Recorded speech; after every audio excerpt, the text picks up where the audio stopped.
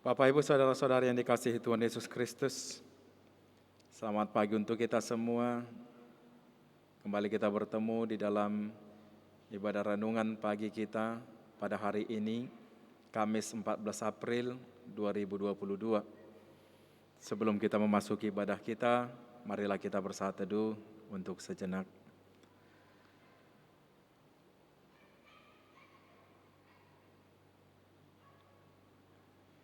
Bapak, Ibu, Saudara-saudariku yang dikasihi Tuhan Yesus Kristus, marilah kita memuji Tuhan dengan bernyanyi dari buku ND HKBP nomor 3 ayat 1.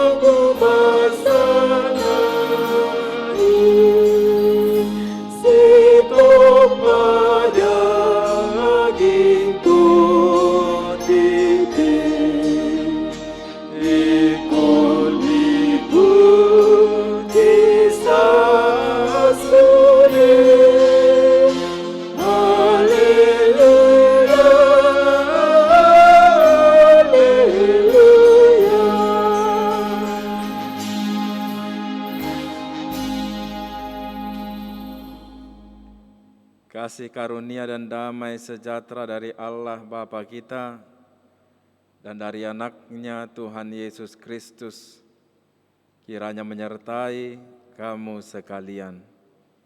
Amin. Bapak, Ibu, Saudara-saudariku, firman Tuhan untuk kita pada hari ini terambil dari kitab Matius pasal 26 ayat 41. Kitab Matius pasal 26 ayat 41. Demikian dikatakan di sana. Berjaga-jagalah dan berdoalah supaya kamu jangan jatuh ke dalam pencobaan. Roh memang penurut, tetapi daging lemah. Demikian firman Tuhan. Bapak, Ibu, Saudara-saudariku yang dikasihi Tuhan Yesus Kristus, segala peristiwa yang mengarah kepada pengorbanan Kristus di kayu salib disaksikan di dalam bab-bab terakhir dari Injil Matius ini, ketika banyak nubuatan tentang sengsaranya dituliskan ke dalam kitab suci. Saudara-saudariku, Maria dari Betania telah mengurapi Yesus dengan minyak wangi yang berharga dari kotak pualamnya sebagai persiapan untuk penyalipannya yang sudah semakin dekat. Yudas telah pergi untuk mengkhianati tuannya, dan Yesus telah menetapkan perjamuan Tuhan setelah perjamuan Paskah berakhir dengan murid-murid yang Dia kasihi. Kemudian Yesus dengan murah hati membasuh kaki murid-muridnya, memberitahu Petrus tentang penyangkalannya terhadap gurunya yang akan segera terjadi. Dan Yesus telah masuk ke dalam penderitaan roh ketika Dia menangis dan berdoa 3 kali di Taman Getsemani. Saudara-saudariku, Yesus telah lahir untuk saat ini. Dan seluruh hidup dan pelayanannya difokuskan pada saat ini. Akhirnya titik puncak dalam waktu dan kekekalan tercapai ketika anak domba Allah yang disembelih sejak dunia dijadikan akan menanggung dosa dunia ke atas dirinya sendiri. Saudara-saudari, Yesus tahu bahwa hidupnya harus dijalani di dalam ketergantungan total pada perintah Bapa surgawinya.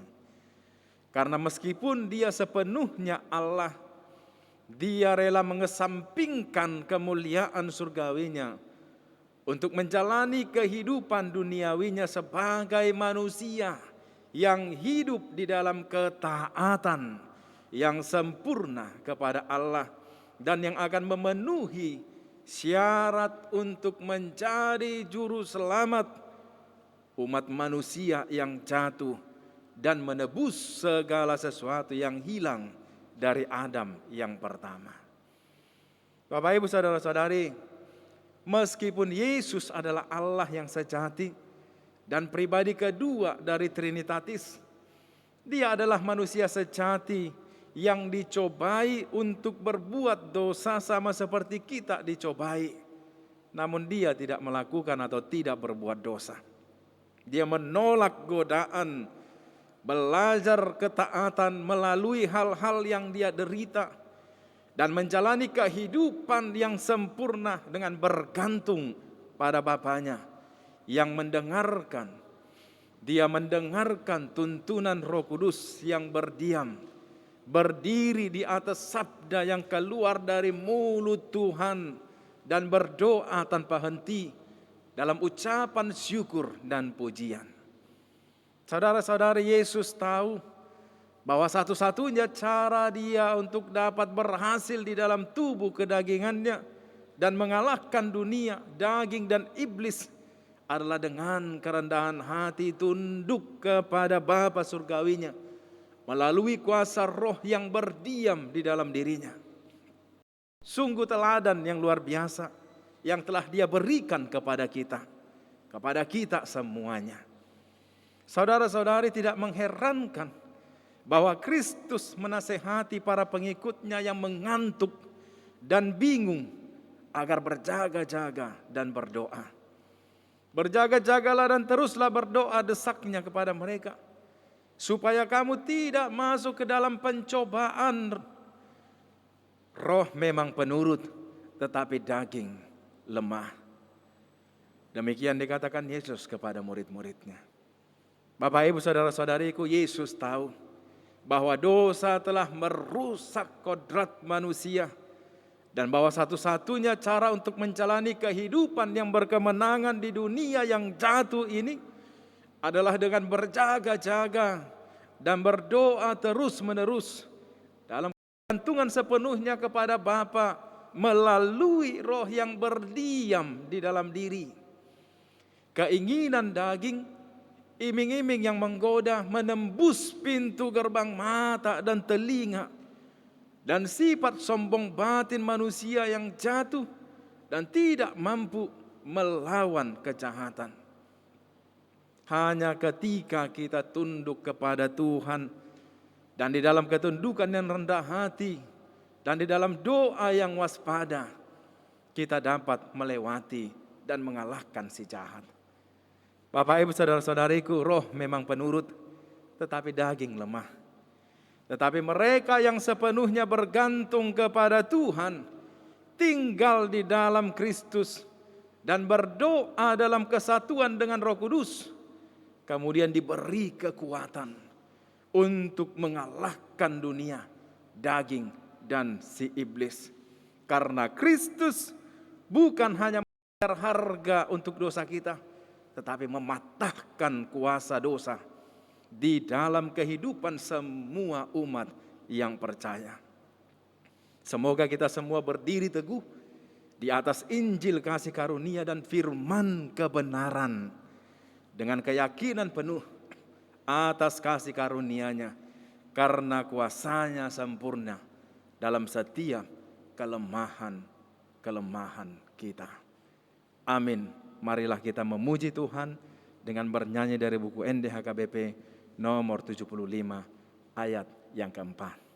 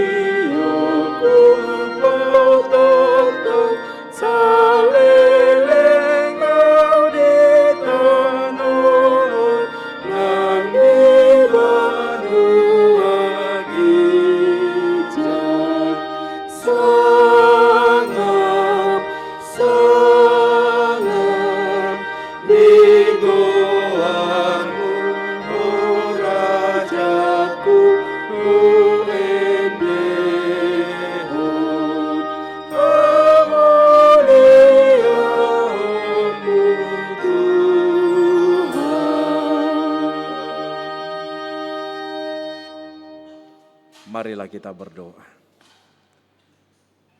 Allah Bapa yang penuh anugerah dan kasih karunia, kami patut untuk datang bersujud di hadapan-Mu, berserah ke dalam kuasa-Mu Tuhan dan perlindungan yang daripada-Mu, untuk memperoleh damai sejahtera yang Kau persiapkan dan Kau sediakan bagi kami, melalui iman kepercayaan kami di dalam Engkau. Tuhan, terima kasih Engkau menuntun kami. Bahkan pada hari ini, Kau pelihara hidup kami.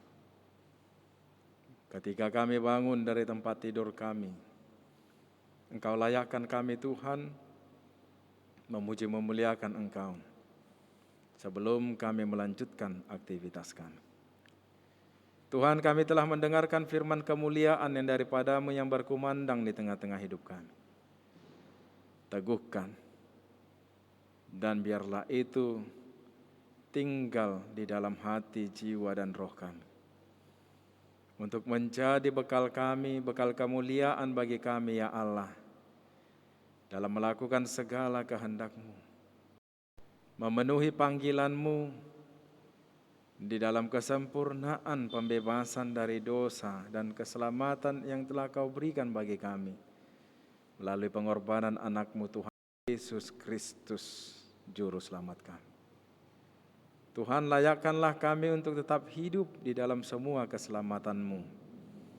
Jangan biarkan dosa dunia ini dan kejahatan yang lahir dari dunia ini menjadi penghalang bagi kami, menjadi penghambat bagi langkah kami, untuk tinggal menerima keselamatan yang kekal yang daripada-Mu Tuhan di dalam hidup kami pribadi lepas pribadi.